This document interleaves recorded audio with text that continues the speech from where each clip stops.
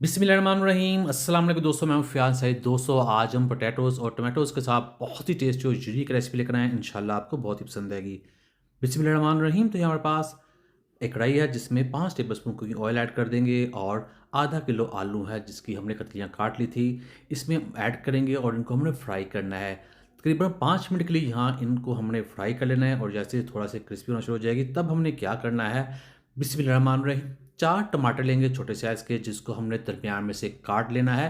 काट लेने के बाद इस तरह से इसको रख देंगे और फिर हमने इसके ऊपर ढक्कन रख देना है 10 मिनट के लिए, जहाँ जब तक ये टमाटर जो है अच्छे से गल नहीं जाते। तो इसके ऊपर ढक्कन रख देते हैं लो फ्लेम पर, बिस्मिल्लाहिर्रहमानिर्रहीम।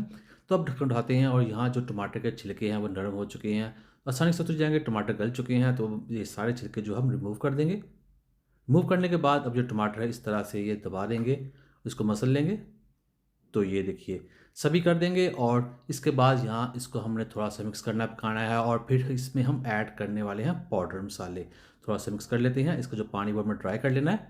ऐड करते हैं पाउडर मसाले, बिस्मिल्लाहिर्रहमानिर्रहीम। नमक की जगह 1 टीस्पून लाल मिर्च का पाउडर ऐड कर देंगे, 1/4 टीस्पून हल्दी पाउडर, हाफ टी स्पून ज़ीरा पाउडर, 1/4 टीस्पून काली मिर्च का पाउडर और 1 टीस्पून खुश्क धनिया पाउडर ऐड कर देंगे। तो ये इसको पका लेंगे, इसका जो सारा पानी है टमाटर को ड्राई कर लेंगे।